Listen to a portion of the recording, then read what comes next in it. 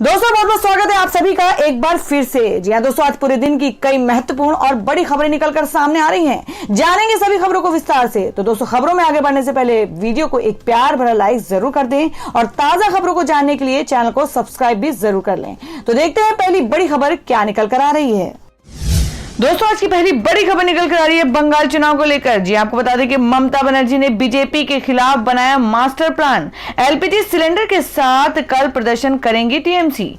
जी हम बात कर रहे हैं कि पश्चिम बंगाल में पहले चरण का मतदान का वक्त करीब आ गया है। 27 मार्च को यहां फर्स्ट फेज के लिए वोटिंग होगी। बीजेपी और टीएमसी दोनों ही बंगाल के रण में एक दूसरे के खिलाफ जमकर वार पलटवार कर रही है। जहां बीजेपी सोनार बांग्ला का सपना दिखाकर लोगों को अपनी ओर आकर्षित कर रही है, वहीं ममता बनर्जी की पार्टी बीजेपी को दंगा करवाने वाली पार्टी बता रही है।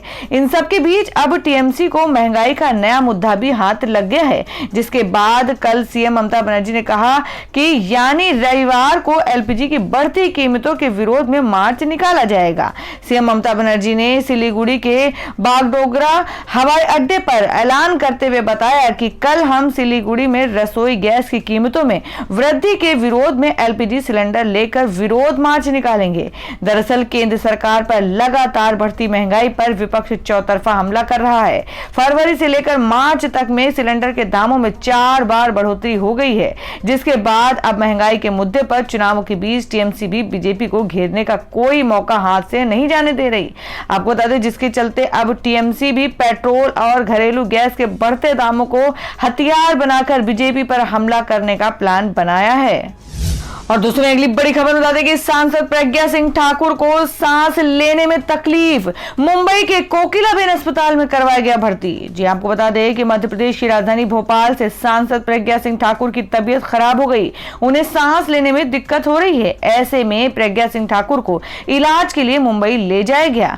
आपको बता दें, न्यूज एजेंसी एएनआई के अनुसार भोपाल सांसद प्रज्ञा सिंह ठाकुर को सांस लेने में समस्या होने के बाद मुंबई के कोकिलाबेन अस्पताल में भर्ती करवाया गया और ये जानकारी खुद सांसद कार्यालय द्वारा दी गई है। और दोस्तों, अगली बड़ी खबर निकल कर आ रही है दिल्ली से, जिसमें सीएम अरविंद केजरीवाल का बड़ा ऐलान। कहा दिल्ली का होगा अपना अलग शिक्षा बोर्ड। जी आपको बता दें कि दिल्ली के मुख्यमंत्री अरविंद केजरीवाल ने कल कैबिनेट की बैठक में बड़ा ऐलान किया। उन्होंने दिल्ली के अपने अलग शिक्षा बोर्ड के फैसले को मंजूरी दे दी है। सीएम केजरीवाल ने बताया कि आज हमने दिल्ली की कैबिनेट में शिक्षा बोर्ड ऑफ स्कूल एजुकेशन के गठन को मंजूरी दे दी है, जिससे अंतर्राष्ट्रीय स्तर का बोर्ड बनाया जा रहा है। इंटरनेशनल प्रैक्टिस को हम स्कूलों और बोर्ड में लेकर आएंगे। जी आपको बता दें, साथ ही उम्मीद जताते हुए कहा कि अगले 4 से 5 साल में स्वेच्छा से सारे सरकारी निजी स्कूल बोर्ड में शामिल हो जाएंगे। और साथ ही उन्होंने कहा कि ये बोर्ड 3 लक्ष्य पूरे करेगा। हमें ऐसे बच्चे तैयार करने हैं जो कट्टर देशभक्त हों, जो आने वाले समय में हर क्षेत्र में देश की जिम्मेदारी अपने कंधों पर उठाने के लिए तैयार हों। हमारे बच्चे अच्छे इंसान बने और ये बोर्ड बच्चों को अपने पैरों पर खड़ा होने के लिए तैयार करेगा। और दोस्तों, अगली बड़ी खबर बता दें कि क्या पीएम मोदी की रैली में शामिल होंगे मिथुन चक्रवर्ती और सौरव गांगुली। भाजपा नेताओं ने दिया जवाब। जी आपको बता दें कि पश्चिम बंगाल में इस समय राजनीतिक दलों की विधानसभा चुनाव की तैयारियां जोरों पर है। राज्य में भाजपा के चुनाव प्रचार के लिए 7 मार्च को प्रधानमंत्री नरेंद्र मोदी कोलकाता पहुंच रहे हैं। नरेंद्र मोदी कोलकाता के ब्रिगेड परेड ग्राउंड में रैली करेंगे। इस रैली में पश्चिम बंगाल की 2 शख्सियतों सौरव गांगुली और मिथुन चक्रवर्ती के शामिल होने को लेकर भी चर्चाएं तेज हैं। इन दोनों के पीएम की रैली में आने को लेकर पश्चिम बंगाल भाजपा के पदाधिकारियों ने जवाब दिया है। आपको बता दें कि पूर्व भारतीय क्रिकेट कप्तान सौरव गांगुली के भारतीय क्रिकेट कंट्रोल बोर्ड बीसीसीआई का अध्यक्ष बनने के बाद से ही उनकी भाजपा से करीबी मानी जा रही है। वहीं टीएमसी से राज्यसभा सांसद रह चुके एक्टर मिथुन चक्रवर्ती के हाल ही में आरएसएस प्रमुख मोहन भागवत से मुलाकात के बाद उनके बीजेपी में आने की चर्चाएं हैं।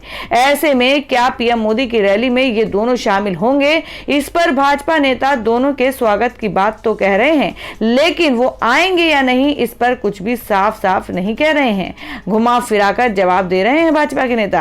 आपको बता दें कि मिथुन चक्रवर्ती और सौरव गांगुली के बीजेपी में आने की खबरों पर पश्चिम बंगाल की बीजेपी के नेता गोलमोल जवाब दे रहे हैं। पश्चिम बंगाल बीजेपी के उपाध्यक्ष अर्जुन सिंह ने मिथुन के बीजेपी ज्वाइन करने के सवाल पर कहा कि अगर वे बीजेपी में आते हैं तो ये बंगाल और हमारी पार्टी दोनों दोनों के लिए अच्छा होगा। अगर वे प्रधानमंत्री के साथ मंच साझा करते हैं तो बंगाल के लोगों को खुशी होगी। वहीं बीजेपी बंगाल प्रभारी और पार्टी महासचिव कैलाश विजयवर्गीय ने कहा कि मिथुन चक्रवर्ती से मेरी फोन पर बात हुई है, उनसे मिलने के बाद ही हम ज्यादा बता सकते हैं। सौरव गांगुली के पीएम की रैली और भाजपा में शामिल होने की अटकलों पर पश्चिम बंगाल भाजपा प्रमुख दिलीप घोष ने कहा कि उन्हें इस बारे में कोई जानकारी नहीं है। हाल ही में हुई कोर कमेटी की बैठक में भी इस पर चर्चा नहीं हुई है, ऐसे में वो कुछ नहीं बता सकते हैं। वहीं बीजेपी के प्रवक्ता शमिक भट्टाचार्य ने कहा कि सौरव गांगुली का स्वास्थ्य इजाजत देता है और वो इस कार्यक्रम में शामिल होने का फैसला करते हैं तो उनका स्वागत है। और दोस्तों में अगली बड़ी खबर निकल कर आई जो कि किसान आंदोलन के हवाले से है, जिसमें आपको बता दें कि किसान आंदोलन के 100 दिन पूरे, राकेश टिकैत ने दिखाए तेवर, कहा आखिरी सांस तक संघर्ष करेंगे। जी आपको बता दें कि केंद्र सरकार के 3 कृषि कानूनों के खिलाफ दिल्ली की सीमाओं पर चल रहे किसान आंदोलन के आज 100 दिन पूरे हो गए हैं। इस मौके पर किसानों ने शनिवार को कुंडली मानेसर पलवल एक्सप्रेसवे को ब्लॉक कर विरोध प्रदर्शन किया। किसान संगठनों ने पहले ही ऐलान किया हुआ था कि वो शनिवार सुबह 11 बजे से शाम 4 बजे तक कुंडली मानेसर पलवल एक्सप्रेसवे ब्लॉक करेंगे। किसानों ने कहा कि जब तक सरकार तीनों कृषि कानून वापस नहीं लेगी तब तक उनका आंदोलन जारी रहेगा। वहीं भारतीय किसान यूनियन के प्रवक्ता और गाजीपुर बॉर्डर पर किसान आंदोलन की कमान संभाल रहे राकेश टिकैत ने भी ट्वीट कर आंदोलन जारी रखने की बात कही है। राकेश टिकैत ने अपने ट्वीट में लिखा कि किसान संघर्ष के 100 दिन समाधान तक आखिरी सांस तक संघर्ष करेंगे, लड़ेंगे, जीतेंगे। समस्त किसान भाइयों को हृदय से आभार, जिन्होंने अपने परिवार से ज्यादा राष्ट्र को सर्वोपरि माना और किसान को बचाने के लिए पूर्ण सहयोग दिया। गौरतलब है कि इस समय दिल्ली की कई सीमाओं पर किसानों का आंदोलन चल रहा है, जिनमें से गाजीपुर बॉर्डर की कमान राकेश टिकैत ने संभाली हुई है। कृषि कानूनों के खिलाफ पहले पंजाब और हरियाणा के किसानों ने आंदोलन शुरू किया था, लेकिन बाद में वेस्ट यूपी के किसान भी आंदोलन में शामिल हो गए। तो दोस्तों खबरों में आगे बढ़ने से पहले जान लेते हैं आज के माइंड क्विज के सवाल को। आज का सवाल है, आपको बताना है कि हिमाचल प्रदेश के मुख्यमंत्री का क्या नाम है। इसका जवाब आपको वीडियो के नीचे कमेंट बॉक्स में देना है और सही जवाब देने वाले को रैंडमली सिलेक्ट किया जाएगा और वो जीत सकते हैं एक बम्पर पुरस्कार। तो बढ़ते अगली खबर की ओर। और दोस्तों अगली खबर में आपको बता दें कि उत्तर प्रदेश में पंचायत चुनाव की तैयारी कर रही है आम आदमी पार्टी, जल्द उम्मीदवारों की होगी घोषणा। जी आपको बता दें कि राजधानी दिल्ली के 5 एमसीडी चुनावों पर हुए उपचुनाव में आम आदमी पार्टी का जो प्रदर्शन रहा है उससे पार्टी में एक नया उत्साह देखने को मिल रहा है। आम आदमी पार्टी अब इस उत्साह का इस्तेमाल अन्य राज्यों में होने वाले विधानसभा और स्थानीय निकाय चुनावों में करेगी। उत्तर प्रदेश में होने वाले पंचायत चुनाव के लिए आम आदमी पार्टी ने तैयारियां शुरू कर दी हैं। माना जा रहा है कि पार्टी बहुत जल्द उम्मीदवारों की लिस्ट भी जारी करेगी। आपको बता दें कि यूपी में पंचायत चुनाव के लिए आपने जिला स्तरीय कमेटी का भी गठन कर दिया है। यूपी के स्थानीय निकाय के चुनाव को आम आदमी पार्टी विधानसभा चुनाव के सेमीफाइनल के रूप में देख रही है। आपके यूपी प्रदेश अध्यक्ष सभाजीत सिंह की अगुवाई में शुक्रवार को एक बैठक आयोजित की गई और इस बैठक का आयोजन प्रयागराज में किया गया। इस बैठक में उन्होंने बताया कि पहले सूरत और फिर दिल्ली में स्थानीय निकाय के चुनाव में जो कामयाबी पार्टी को मिली है अब उसका इस्तेमाल यूपी में किया जाएगा। सभाजीत सिंह ने बताया कि यूपी पंचायत चुनाव को लेकर हमारी तैयारी चल रही है। हमारी जिला स्तरीय कमेटियां प्रत्याशियों के चयन पर काम कर रही हैं। सभाजीत सिंह ने बताया कि हमारे कार्यकर्ता गांव-गांव और घर-घर जाकर जनता से सीधे संवाद कर रहे हैं और लोगों को केजरीवाल मॉडल के बारे में बता रहे हैं। शिक्षा, स्वास्थ्य, बिजली, पानी के लोगों के बीच चर्चा कर रहे हैं। आम आदमी पार्टी के कार्यकर्ता प्रदेश की जनता को बीजेपी सरकार की नाकामयाबी बता रहे हैं। पार्टी का कहना है कि यूपी सरकार को बस जाति और धर्म की राजनीति करती है, लेकिन आम आदमी पार्टी का एक एक कार्यकर्ता प्रदेश के एक एक व्यक्ति के घर तक जाकर केजरीवाल के विकास मॉडल की चर्चा करेगा। और दोस्तों मैं एक बड़ी खबर बता दें जिसमें चुनाव आयोग ने कहा चुनावी राज्यों में वैक्सीन प्रमाण पत्रों से हटाई जाए पीएम मोदी की फोटो। जी हां, आपको बता दें कि चुनाव आयोग ने केंद्रीय स्वास्थ्य मंत्रालय से कहा है कि जिन राज्यों में चुनाव होने जा रहे हैं उन राज्यों में चुनाव आचार संहिता के नियमों के तहत कोरोना वायरस वैक्सीन प्रमाण पत्रों से प्रधानमंत्री नरेंद्र मोदी की फोटो हटाई जाए। आयोग ने मंत्रालय को इस बाबत पत्र लिखा है और इस मामले में अपना जवाब भी दाखिल करने को कहा है। आपको बता दें कि आपको बता दें कि तृणमूल कांग्रेस पार्टी ने इस बाबत चुनाव आयोग से शिकायत करते हुए कहा था कि कोरोना वायरस के प्रमाण पत्रों पर पीएम मोदी की फोटो चुनाव आचार संहिता का उल्लंघन है। टीएमसी ने कोरोना वैक्सीन प्रमाण पत्रों पर पीएम मोदी की तस्वीर पर आपत्ति दर्ज कराते हुए कहा कि वे फ्रंटलाइन वर्कर्स, डॉक्टर्स, नर्स और हेल्थ केयर वर्कर्स का क्रेडिट लेने की कोशिश कर रहे हैं। इस बात पर संज्ञान लेते हुए चुनाव आयोग ने स्वास्थ्य मंत्रालय से केरल, असम, तमिलनाडु, पश्चिम बंगाल और पुडुचेरी वैक्सीन के प्रमाण पत्रों से पीएम मोदी की तस्वीर हटाने को कहा है। मालूम हो कि इन राज्यों में विधानसभा चुनाव होने वाले हैं और इस मसले पर चुनाव आयोग ने बंगाल के मुख्य निर्वाचन अधिकारी से रिपोर्ट मांगी है, जिन्होंने कहा था कि कोविड-19 टीकाकरण अभियान केंद्र सरकार की योजना है। और दोस्तों अगली बड़ी खबर बता दें जो कि पश्चिम बंगाल इलेक्शन को लेकर है। जी आपको बता दें कि पहले टीएमसी से कटा सोनाली गुहा का टिकट, लाइव टीवी पर बहाए आंसू, 24 घंटे बाद दिल में जागा कमल प्रेम। जी हम बात कर रहे हैं कि टीएमसी की तरफ से कैंडिडेट्स की लिस्ट जारी होने के साथ ही पार्टी में घमासान शुरू हो गया है। दरअसल इस बार नए चेहरे को मौका देने के लिए मुख्यमंत्री ममता बनर्जी ने उन सभी नेताओं का पत्ता काट दिया जो पार्टी में सालों से बने हुए थे। 80 साल से ज्यादा उम्र के नेता को टिकट नहीं मिला है। टिकट नहीं मिलने पर कुछ पूर्व विधायकों का गुस्सा फूटा तो कुछ आंसू बहाते भी दिखे। आपको बता दें कि टीएमसी का खेला होबे तो बीजेपी का ब्रिगेड चलो। कुछ घंटे बाद पीएम मोदी की कोलकाता में मेगा रैली, जुबान पर रहेगी ममता, निशाने पर सत्ता।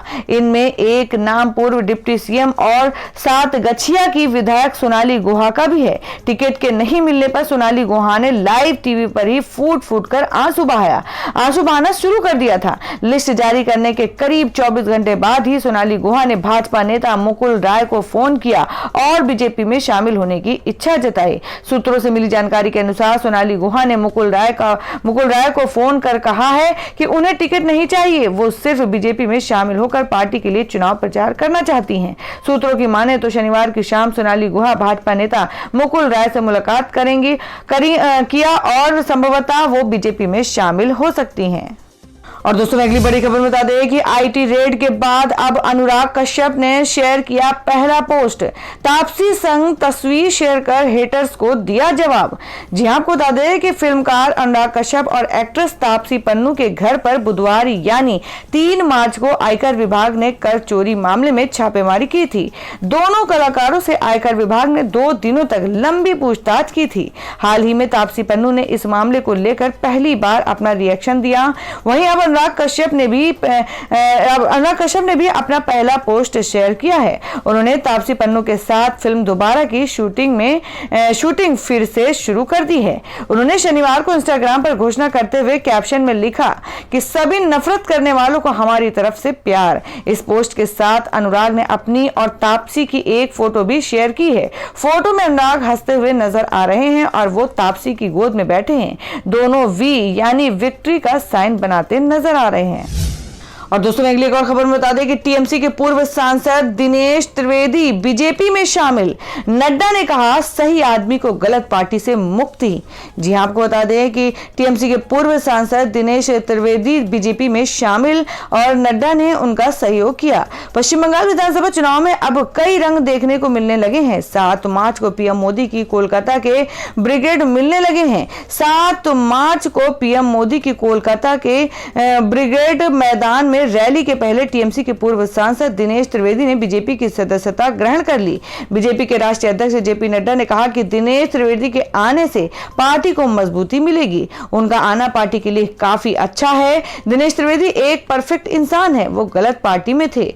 जी आपको बता दें कि बीजेपी में शामिल होने के दौरान दिनेश त्रिवेदी ने पत्रकारों से बात करते हुए कहा कि बंगाल के कल्चर से ज्यादा करप्शन की बात होती है। बंगाल के गौरव को वापस लाने की जरूरत है। उन्होंने बीजेपी को परिवार नहीं कार्यकर्ताओं की पार्टी करार दिया। बीजेपी के सोनार बांग्ला के नारे की तारीफ करते हुए दिनेश त्रिवेदी ने कहा कि हम हमेशा जनता के साथ रहेंगे, हमेशा जनता की बेहतरी के लिए काम करते रहेंगे। और दोस्तों अगली बड़ी खबर में आपको बता दें कि कांग्रेस में अनबन के बीच बोले गुलाम नबी आजाद, कहा पार्टी जहां बुलाएगी मैं चला जाऊंगा।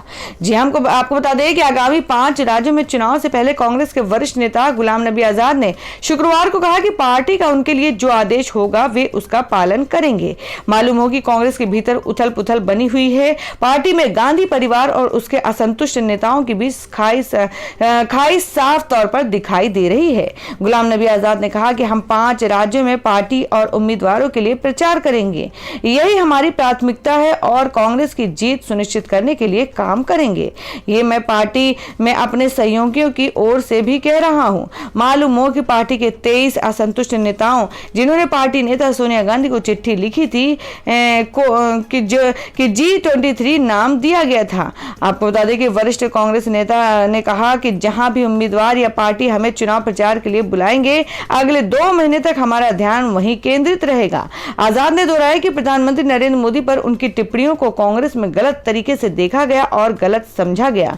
आजाद ने कहा कि मैंने पीएम की प्रशंसा नहीं की, इसका एक संदर्भ था। मालूम हो कि पिछले महीने जम्मू में एक सभा में जहां आजाद ने और कांग्रेस के असंतुष्ट नेताओं ने एक बैठक की, आजाद के बयान ने कई लोगों को हैरान कर दिया था। आजाद ने कहा कि मुझे नेताओं के बारे में बहुत सारी बातें पसंद हैं, मैं एक गांव से हूं और मुझे इस पर गर्व है। यहां तक कि हमारे पीएम नरेंद्र मोदी भी एक गांव से हैं और चाय बेचते थे। हम राजनीतिक प्रतिद्वंदी हैं, लेकिन मैं उनकी सराहना करता हूं। ये टिप्पणी ऐसे वक्त में आई जब इससे पहले पीएम मोदी आजाद को संसद में विदाई देते हुए भावुक हो गए थे। आजाद के हमले के बाद बंगाल में मुस्लिम धर्मगुरु की पार्टी के साथ गठबंधन करने के पार्टी के फैसले पर एक और G23 नेता आनंद शर्मा ने हमला बोल दिया था। आनंद शर्मा ने कहा कि ISF और समान दलों के साथ कांग्रेस का गठबंधन पार्टी की मूल विचारधारा के खिलाफ है।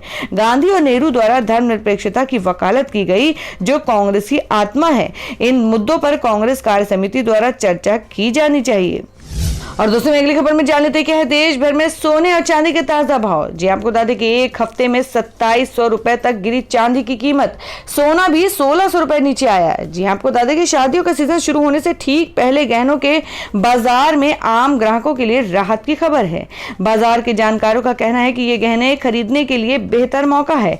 बिहार की राजधानी पटना के सराफा बाजार में साप्ताहिक कारोबार के अंतिम दिन शनिवार को मिला जुला रुख देखने को मिला। चांदी के भाव में 300 रुपए प्रति किलो की मजबूती आई। दूसरी तरफ सोने का भाव पूर्व स्तर पर टिका रहा। हालांकि इस पूरे हफ्ते की समीक्षा करें तो दोनों धातुओं की कीमत काफी गिरी है। यहाँ बता दें कि चांदी का भाव 300 रुपए प्रति किलो बढ़कर 66,800 रुपए पर पहुंच गया। पिछले 2 दिन में चांदी के भाव में कुल 2600 रुपए की तगड़ी गिरावट आई थी। सोना बिठूर का भाव आज 46,900 रुपए प्रति 10 ग्राम पहुंचा, जबकि सोना 22 कैरेट का भाव 46,750 रुपए बोला गया। इसमें कोई घटबढ़ नहीं आई। एक दिन पूर्व शुक्रवार को भी सोने का भाव भी यही रहा। और दोस्तों मैं अगली खबर में जान लेते हैं क्या है देश भर में मौसम के ताजा हालात। जी आपको बता दें कि रविवार को देश के इन हिस्सों में होगी गरज के साथ बारिश और ओलावृष्टि। जाने क्या है IMD की ताजा अपडेट। जी आपको बता दें कि शनिवार और रविवार को देश के कई हिस्सों में गरज के साथ बारिश हो सकती है। भारतीय मौसम विभाग के अनुसार हिमालय क्षेत्र में पश्चिमी विक्षोभ सक्रिय हो गया है। इसी के चलते मौसम में बदलाव देखा जा रहा है। शनिवार दोपहर के बाद से लद्दाख, जम्मू कश्मीर और हिमाचल प्रदेश के कई हिस्सों में बर्फबारी की भी संभावना जताई गई है। रविवार और सोमवार को मौसम में और ज्यादा बदलाव देखने को मिलेगा। रविवार को जम्मू कश्मीर, हिमाचल प्रदेश और उत्तराखंड में गरज के साथ बारिश हो सकती है। मंगलवार को थोड़ी राहत के बाद इन क्षेत्रों में बर्फबारी का दौर फिर से शुरू हो जाएगा। तो दोस्तों ये थी अब तक की सभी बड़ी खबरों की अपडेट्स। टुडे ब्रेकिंग न्यूज और लेटेस्ट खबरों को देखने के लिए हमारे चैनल को सब्सक्राइब जरूर कर लें, वीडियो को लाइक और शेयर भी जरूर कर दें अपने दोस्तों और रिलेटिव्स के साथ। तो दोस्तों फिर मिलेंगे काम की खबरों और सरकारी योजनाओं की एक और नई वीडियो के साथ। तब तक के लिए धन्यवाद दोस्तों।